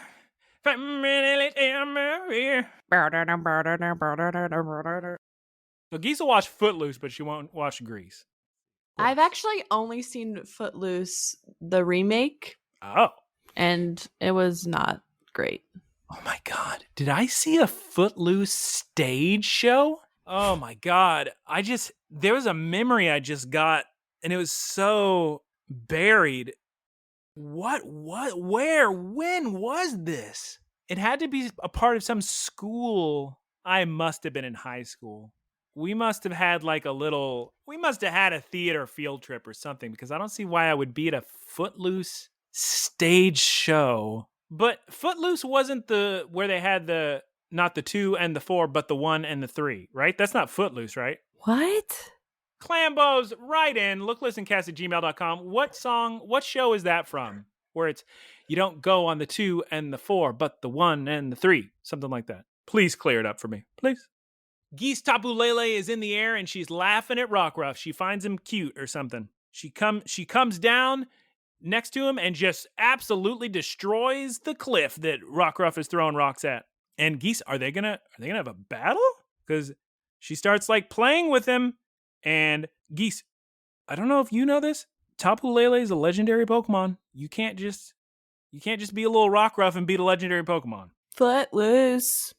Footloose and her shoes. Jeez, Louise. Geese, I have Brom attack. What does that mean? What does Brom attack mean? I don't know. Normally Geese is pretty good at deciphering my handwriting. I'm trying to think. What is that?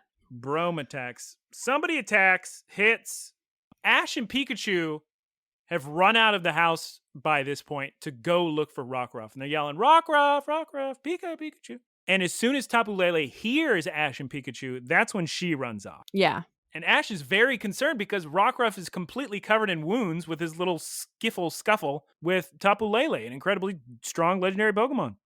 And then Geese, what does Rockruff do to Ash? It bites Ash and runs lashes out at him. He's growling, and Pika's so concerned, Geese. And Ash says, Rockruff, we gotta go to a Pokemon Center. You're in trouble right now. And Rockruff howls, and Tapu Lele sparkles some dust somewhere. I don't know, where's Tapu Lele right now? Is she still hanging out? I thought she ran away. I think she's like hidden. Okay, yeah, she's hidden because Pikachu's hit by the little sparkle dust. So, because he's loving it. Feels like potions or something. Oh my God. Rockruff tackles Ash and bites him. And then he remembers hurting Rowlet and he runs off again. He jumps into the bushes and Pikachu and Ash chase after him. And then we do quite the cut because it's the middle of the night when this is happening. We cut to the next morning and all the girls are asking, I kept trying to say their names, but I kept combining them in my head. I kept trying to say Mala or Mana. Mallow and Lana. And this is the scene what we were talking about, Daddy Kukui. Yes, very shortly, Ash is going to show up. So the girls are asking if anybody's found him. Rotom can't find them anywhere. Sophocles and Kiawe can't find him anywhere. And then finally, Olivia spots Ash and Pikachu. And this was a good face. We saved it for good faces of the week. But Ash and Pikachu have been searching all night, and they're clearly absolutely destroyed. Upset. Oh, upset is what I have. Upset. Yeah, go work, Geese. We got that one. Thank you. Okay, and then like the scene I mentioned earlier, because it was very important, in Japanese, Kukui is he's a very angry father figure who wanders off without a word in the middle of the night. And Ash does big time apologies. Go men. And all Ash's pokes come to comfort Ash, Geese. And Ash explains what happened. And the adults are surprised, which I don't get why the adults are surprised because they both know what Rockruff does before it evolves. And of course, Ash is going to go look for his friend. Olivia says that her Lycanroc disappeared for her too. Yeah, same thing happened to her. And it didn't come back until it evolved into a Lycanroc. Yeah. So kids run off to search for Rockruff again. Sophocles runs a Rockruff simulation on his little Pika computer to see what's the most likely. Oh, a nerd! Runs the simulation to see what's the most likely spot that Rockruff may have run off to. This is kind of cute. Pikachu organizes like the Poke troops. He's Yes, like, Pika, that's Pika, so Pika, cute. Pika. He's telling like all the Pokemon what they're going to do and how they're going to find it. And then Olivia's Lycanroc goes off sniffing into the bush. And then we cut to Rockruff. He's all beat up, Geese, and he's walking. And I think he's howling. I don't know if he's already on this really narrow cliffside, but we see. I was not expecting this at all. This was a big surprise to me. We see Gladion. You know, Mm-hmm. whose brother, Geese? Lily's. Lily's brother, and he's hanging out with his midnight form Lycanroc and his Umbreon. Both, interestingly enough, both of those Pokemon evolve at night. So I wonder if there's some sort of hidden meaning behind this. Who's to say? I mean, there's for sure a emo AMV with Gladion. Oh, I would bet everything I own he's got emo music AMVs or fan cams, what have you. So the Midnight Lycanroc, and Geese, this is where it's gonna be so annoying differentiating between all these Lycanrocs at this point in the show. So I guess I'll just start calling them Midnight and Midday, because even just shorthand writing these Lycanroc names was a nightmare. So Midnight, keep in mind, Clambos, Midnight is Gladion's Lycanroc. Evolves from Rockruff at night. If you were a Rockruff, what form would you evolve into? Probably Midnight. It's the most interesting design, I think. The other two just look like dogs. I mean, spoilers. I would do Midnight too, just because I'm most active at night. I thought you were going to say because I'm evil. I'm scheming. Well, that's what I'm doing at night. Being evil and scheming? Yeah. Right. So I've tried to start this sentence 45 times. Midnight Lycanroc hears Rockruff's howl. I was surprised, actually, that we saw that Rockruff has not evolved yet, considering what Olivia said earlier, which is that her Rockruff didn't come back till it evolved. So Gladion's hanging out in this cave, and Midnight starts to walk away, and Gladion just says, okay, come back by nighttime. Clearly, that's the relationship he has with his Lycanroc. He just runs off sometimes, I guess. So Midnight runs off, and Gladion pulls out this sick Premier Ball. In the video games, you get a Premier Ball when you buy 10 Pokeballs. You get one Premier Ball free. It's just a full white Pokeball with a little red line in the middle. It's very sick. Does it have higher chances of catching a Pokemon? No, it doesn't. If you see a Pokemon in a Premier Ball, it's just for aesthetics, because it has the exact same catch rate as a regular Pokeball. And when you're playing pokes past the very beginning of the game, you're never using Pokeballs because there's such a low catch rate. Most people will use, like for me, Ultra Ball is really good, but most of the time I'm actually using a quick ball on the first turn of the game, or a dusk ball if it's like a raid, because the chances are higher in a cave. It's just a much higher chance. Or repeat ball. Since I already have the decks completed, I'm mainly just catching shinies. So repeat ball works. It's a higher percentage chance if you already own the Pokemon. So works out well for me. Geese, this threw me for such a loop. I guess I didn't realize at this point we were so far into the series. Gladion throws out his Premier Ball, and who pops out? The legendary Pokemon Type Null. Okay, Clambos, where to even begin with Type Null? So we don't know this in the show yet, but unfortunately you're going to get spoiled from me from the video games.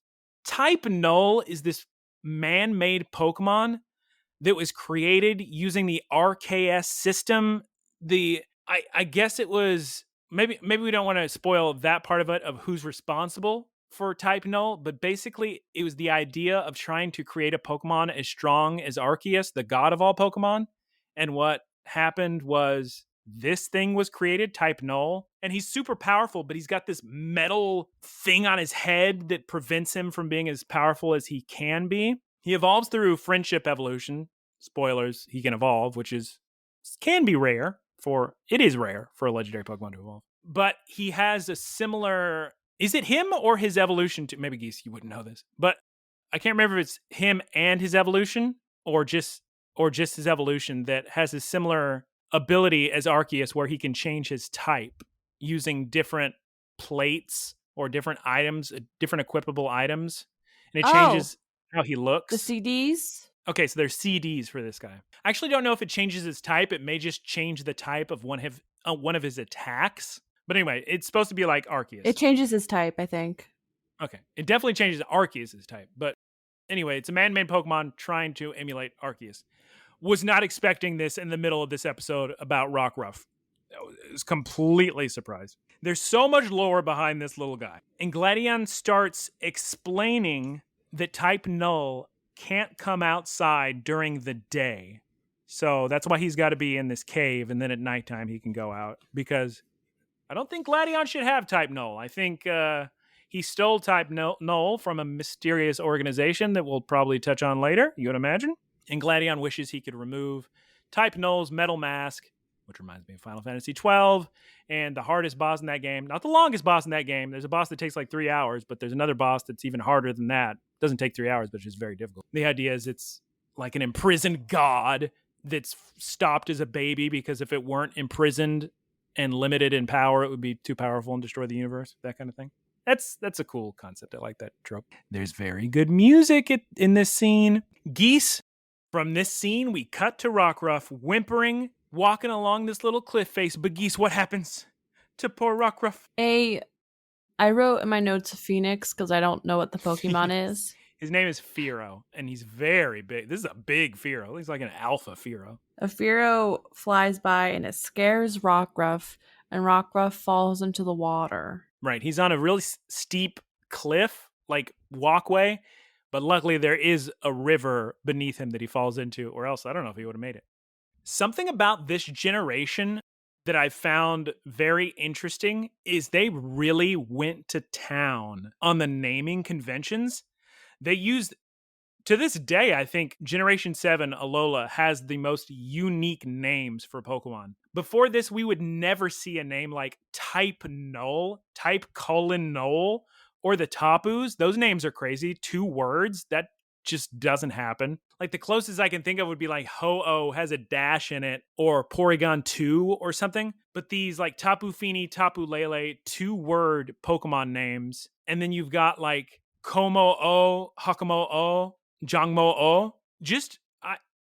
I'm a fan of it, Geese. I'm a fan of the Alola names because at first I was thinking, oh, these are kind of weird, but I've gotten used to it and I think they're neat. Geese, how do you feel about unique and different syntax in your Pokemon names? I like it. I was blown away. The two name convention. That's completely unorthodox, which we wouldn't have been able to do in the past because those character limits were so small.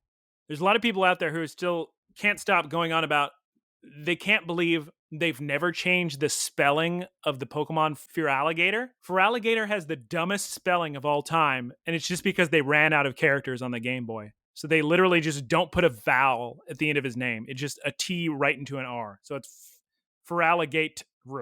It's not even Fear Alligator. It's F-E-R. So they're already taking out the A there. So it's Feraligatr, even though it's pronounced Feraligatr. Very silly, very silly. So Rockruff falls into the water, and we cut to Mallow and the others searching. It's funny I wrote Mallow. I guess she was the first person to appear on the screen. But everybody's searching. We cut back to Rockruff, and he's on the ground. Luckily he survived. He's on the ground by the river, and he's sleeping. And then, Geese, something very sick happens. Who shows up to Rockruff? Lycanroc. The build-up. Geese moved so slowly towards her microphone. It was like in slow-mo. That's right, Geese. Both Lycanrocs show up. Mm-hmm. In Japanese, the music is incredible here. It's very emotional because both of these Lycanroc remember what it was like being a little baby Rockruff. And at first, Geese, they start growling at each other. And Midnight Lycanroc, he picks up Rockruff and walks away.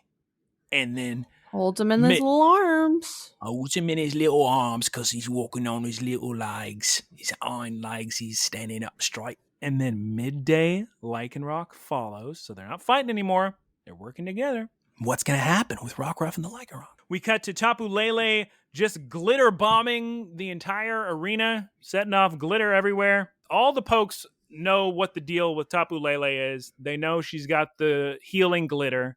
They're always coming for help. Little baby Young Goose walks up.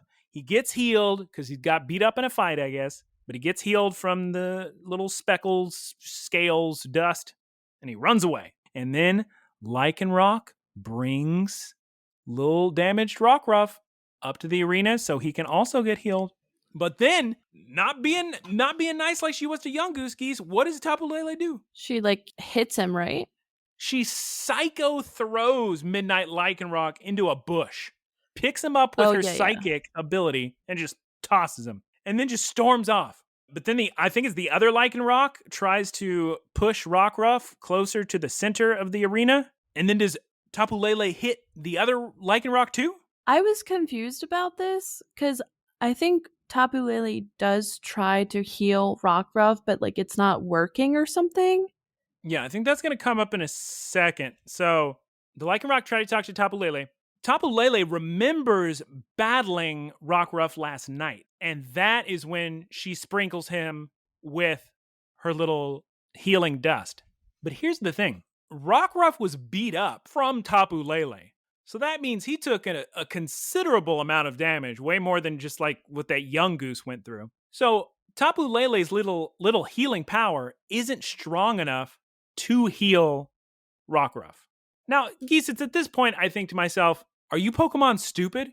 Just go to a Pokemon Center. We don't need to fight Tapu Lele every time we get a little scratch. Come on, guys. Come on. So Tapu Lele tries to heal Rockruff, but Geese, Tapu Lele tries to heal Rockruff, but she can't do it. Her healing power is not strong enough. And because of that, Geese, she gets angry with herself. And she starts to attack? Oh my goodness gracious, the Midday Lycanroc jumps in front of Rockruff to defend him, but he's blasted away. And then both Rockruffs are, gosh darn these Pokemon, their names. Then both Lycanroc run up to defend little Rockruff. Did I say it right that time or no? Yes. Okay, thank goodness. And then once they both stand up to her, she smiles happily and nicely. So here's the thing about Tapu Lele. She's her mood changes. Then we cut to everyone still calling out for Rockruff.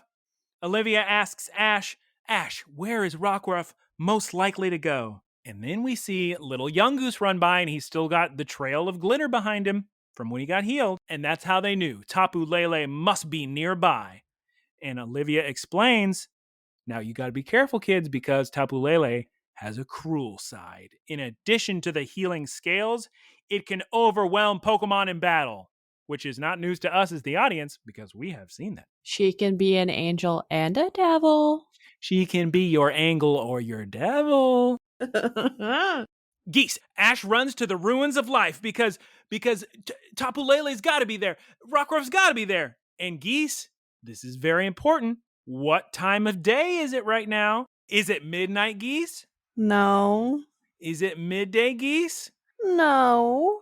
What time is it, Geese? Dusk. Very important, Clambos. It's dusk. Starting to be a little bit of a sunset, Geese. And Geese, we see Tapu Lele charging up in front of the Lycanrocs, but Ash arrives just in time, and he stands in front of everyone. That's Ash's favorite thing to do, is to stand in front of a Pokemon who's about to get hit. No idea how he's survived this long. Tapu Lele laughs and just flies around. And then, Geese, she gives kisses. I thought you'd be excited about this part. Yeah, I mean, I do love kissing. So Tapu Lele kisses Midnight Lycanroc, and Midnight I somehow got it to one syllable. Midnight Lycanroc is knocked out. And then she kisses Midday Lycanroc, and he's knocked out. And then she goes to kiss Ash. And Ash is not doing too great. And at that point, after everybody gets kisses, that's when the kids and the adults show up. Oh my God, Ash faints. And Tapu Lele is glowing now, Geese. Turns out, Geese, this whole time, she was just trying to help Rockruff. You see, Geese, Kukui explains she was using a move called Draining Kiss. What Draining Kiss does is it absorbs the energy from Pokemon, and apparently humans, and then gives it to someone else. So I wish I could do that with Aaron. He has so much energy.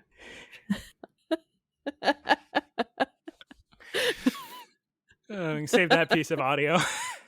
I wish I could just drain it and use it for myself. Vampire succubus Aaron out of all his waking life. Tapu Lele gives all the energy to Rockruff, Geese, and he wakes up, and Geese, he goes to run and lick Ash, and Ash wakes up and hugs Rockruff, and then the Lycanrocs wake up. So Luckily, they survived the kisses. And then Tapu Lele runs off.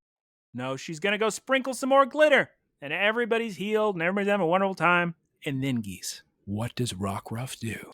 He runs to the edge of the cliff and stares into the sunset. That's and right, then Geese. there's a green flash. And then he involves. You say he involves?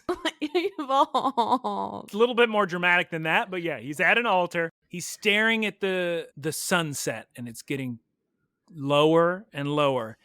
And Rockruff's eyes are just staring at the sunset, and his eyes start to glow green because the sun shines green. And then all the pups start howling. Rockruff's howling. The Lycanrocks are howling. And then everybody's wondering what's happening because he's not a midday Lycanroc, Geese. He's not a midnight Lycanroc. He's a brand new form. Oh my God! It's not even in the original games, Geese. He's dusk form Lycanroc. He's all orange and he's sick and he's got green eyes. And we got to Ultra Sun and Ultra Moon content in only 36 episodes. I need to look up the timeline of all this because I'm very curious. Did this form appear in the anime before it appeared in the games? Or was there a break in the anime where it lined up, where this came out around the time of Ultra Sun, Ultra Moon? Who's to say? Probably a calendar and Wikipedia. This episode came out in Japan in August 10th, 2017. August 10th, 2017. Ultra Sun release date. Say it one more time. August what? August 10th, 2017. Okay, so it was 3 months before the video game. So this was probably a good ad for the video game. Although, wait. Yeah, they came out at the same time. So I was correct in my assuming that it was before the games. And I know I've gone on this diatribe before. I really don't like Ultra Sun and Ultra Moon, the games. I can't believe they made me spend $80 just to get a couple new legendary Pokemon, Ultra Beasts, and a couple new forms that are only in those games and not in Sun and Moon. Not a fan. They've since stopped, so I can't keep harping on them. But I was unhappy at the time. Full disclosure. Tapu Lele seems very happy with herself and flies off now that Rockruff has evolved into Lycanroc. And now all 3 Lycanrocs start to howl. Midday, midnight, and dusk. And Ash runs and goes to hug Lycanroc. And there's this great little mosaic watercolor image that they make on the show, Geese, of them hugging, and it's cute. Very cute. Look, I'm just glad Lycanroc is nice and happy with Ash because longtime Pokemon watchers know that sometimes a Pokemon will evolve and their personality will change entirely. Like in the original series, Charmander was a little cutie pie. Charmeleon was a bit of a jerk, and Charizard too, until Ash gained his trust again as a Charizard. But Ash wasn't a strong enough trainer. He didn't have a high enough level, badges, whatever. So there's lore reason, but it's fine. They love each other. It's a wonderful moment. And Kukui explains that the green flash on the setting sun did this. Only happens during sunset and sunrise, and Olivia is bawling her eyes out, Geese. She says the legend says the green flash will bless you with happiness. Everyone's completely amazed. It's completely Sugoi. What did I write? Dusk form Lycanroc. Oh, smiles. I was about to say 5 miles. And he's got his sick green eyes. And all the other Lycanrocs are so proud of him. Everybody's excited. Is this a real phenomenon? The idea of a flashing the green flash. Green? Yeah. I've lived for a while. I don't remember ever seeing a green flash. It's rare and you can only see it on the ocean. I'll have to keep an eye out for that.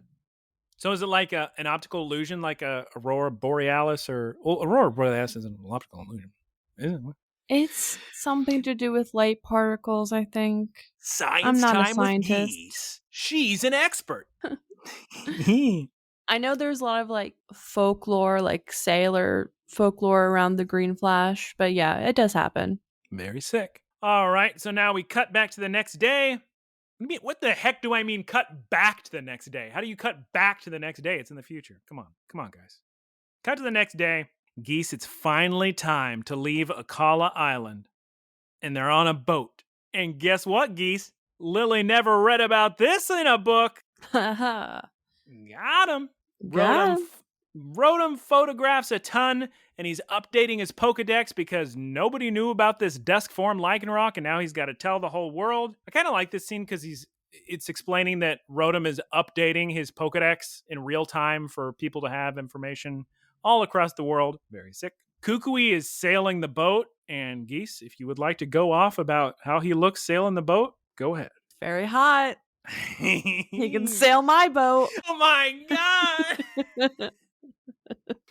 Sail her boat any day. He's talking with Olivia. And Mallow misses Akala Island already, even though they just left. But Olivia says, hey, you can call anytime. Come on over. And they're all staring at Melee Island in front of them. And Ash tells Lycanroc that they should come back to Akala sometime since that's where he evolved. And that's the end of the episode. Geese, please let the Clambos know what happens in the stinger. So the stinger is the same animation as the stinger from the previous episode. The only difference is that the conversation is different. So Professor Kukui says, who would have thought that Rockruff would have evolved during the Green Flash? And Olivia's like, it was such a surprise. And they're like speculating about how Lycanroc will develop. And they're just like, Pokemon are so complex. If you ask me, I don't think it was a very necessary stinger. Not much was said. Nope, but not at all. They're saving money on animation because clearly they just used the exact same stinger as the last one. Very disappointing. Geese, we did it. We got through 2 entire episodes of the anime. How proud are you of us? She's shaking her head yes. Guyera, did we get any questions this week? Yeah, they're all in the doc. You didn't read the questions? I thought that was your big deal. Is you're like, I always want to be prepared and read the questions ahead of time. Well, look. Let me look at her face because I'm already in the doc. Sometimes we make mistakes. Some crimes go slipping through the cracks, but these 2 gumshoes are picking up the track. There's no case too big, no case too small. When you need help, just call Chip and Dale Rescue Rangers. Okay, all right, stop. Look, we actually pulled it off. It's a miracle. Geese, let him know. I'm thinking of the kid with the holding his hands. Had to do it to him. Actually doesn't. Had to do it to him. Doesn't actually fit for this situation, but let the Clambos know where they can find us and other information they need to know, please. Geese. They can find us at Look Listen Cast on Instagram, Twitter, and YouTube. And you can also go to looklistencast.com to find our Anchor website and the other links to our social medias. Guyera, how can they support us monetarily? Only geese.cash or right on anchor.fm. You can support monthly or one-time donation every month, much like Rock Party and RD Fine and D-Van and PIKABLU. Thank you so much. We appreciate it so much. It validates us. All right. Thank you to Keith Squared for our artwork, by the way. That was real sick of you to draw us. Check him out at twitch.tv/Keith Squared. And Guyera, just do the rest. Guyera, just do the rest. Geese, I've been talking for 45 hours. You can do it. Can I do it then? Can I do it? Go ahead, Geese. Jesus Louise. Please. Thank you to Professor Ticklebits for our website and for the boilerplate. Please recommend this podcast to your friends or your enemies. Ooh. Wait, here's a problem with the enemies. We really need you to rate 5 stars on all the podcast app. And if you send them to your enemies, they might rate 1 star. I don't know what we're going to do about that. You could do reverse psychology. Be like, listen to this podcast I hate. And maybe because they are your enemy, they'll give it a 5 stars. That makes perfect sense, Geese. Yes, Clambos, do that. If you hate someone, tell that person you hate this podcast. Please vote it 1 star. But only for the people you hate. Everyone else, tell them you love this podcast. Please rate it 5 stars. Yes. It's a foolproof plan. Shall I read the questions, Guyera? Yes, please. This one's from PIKABLU. PIKABLU writes in saying, now that the new graffiti Pokemon is announced, Do you hope to see more art Pokemon in the future? Any ideas you would like to see implemented? Maybe a one-eared painting poke or a Pokemon that can make objects look melted? Van Gogh references. Pablo Picasso references, perhaps. Salvador Dali. You almost got it. Perhaps. I was very close. Look, not all of us have 15 college degrees. I mean, there's that one, what is it, like a cow with a paintbrush tail? Not a cow. Come on, Smeargle. What is it? Smeargle's like a dog, kind of. He's not a cow. Oh. It's funny. There is a cow Pokemon Miltank, but let's see, PIKABLU. Any ideas you'd like to see implemented? There's that art Pokemon lady who will come up in the episodes, and she has like a Rabombi or something, and they do art. She's great. But I think the question PIKABLU's asking is a new idea, not one that already exists. I know. I'm just bringing up the precedents. Guyera and I are having a fight. Look, what Pokemon do I think should be? Can I say mine? Please, God. I think, you know how there's that sword Pokemon? Aegislash? Yes. I think Double. There should be a Pokemon that's like an easel, and it's called like Buizel or something that has easel in the name. Unfortunately, that Pokemon already exists. Buizel. He's a weasel. They can workshop it. Okay. Or maybe a Pokemon that has like a beret and a mustache.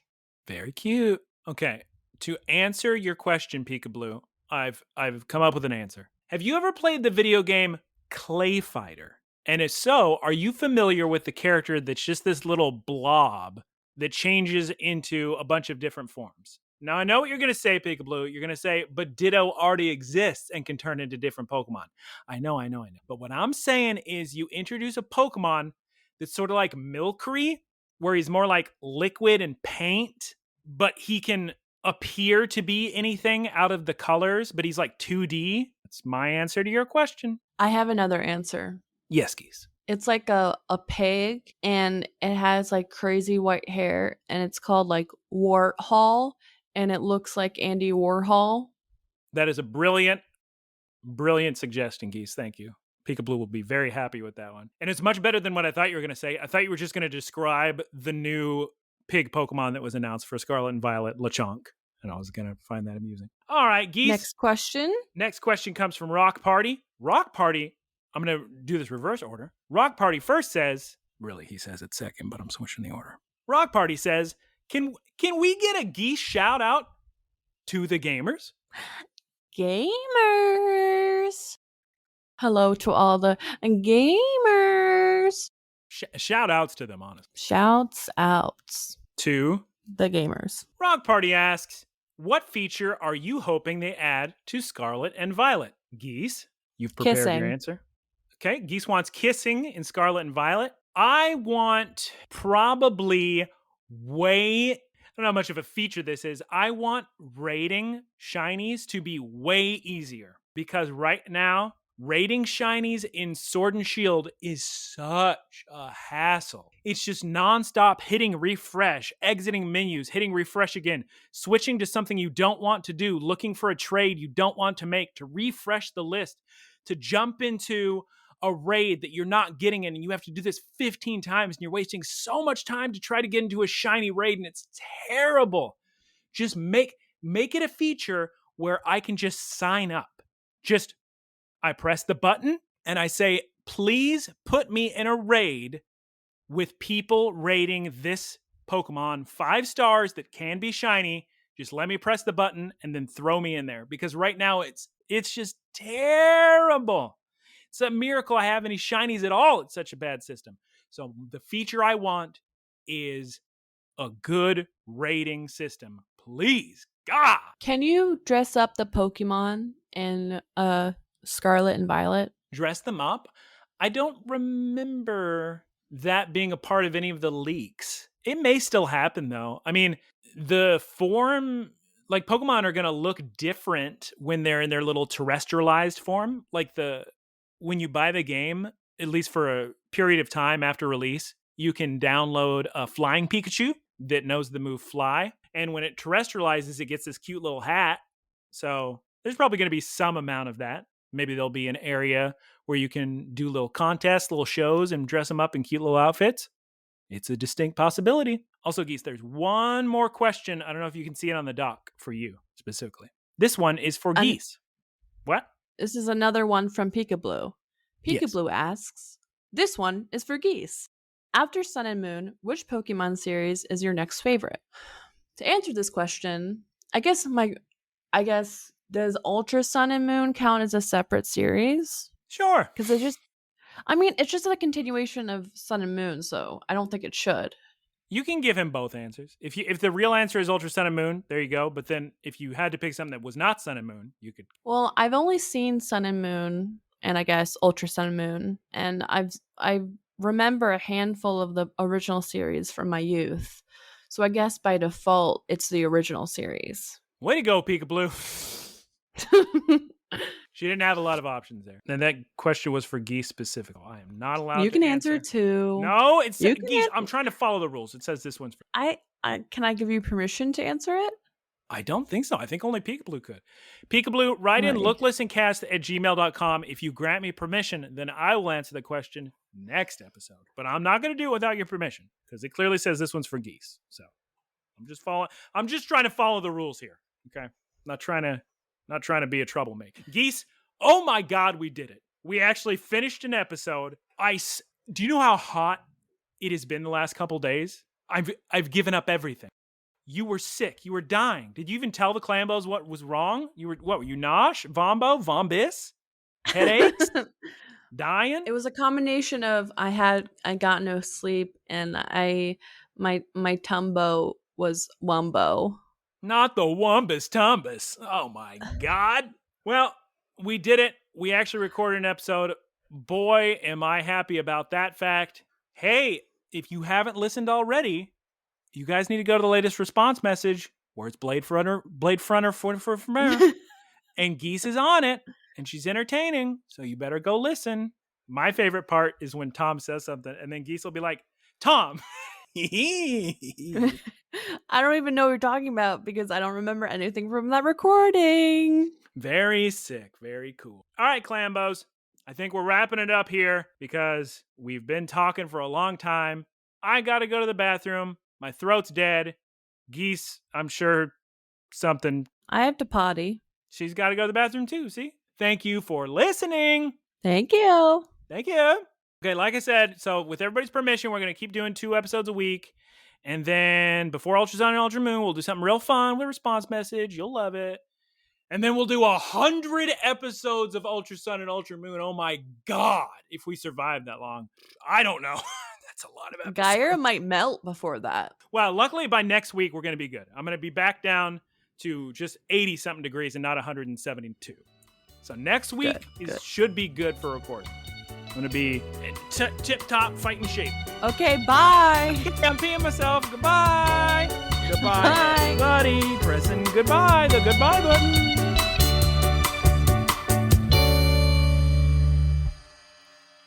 Howdy, y'all. It's me, Geese Pete.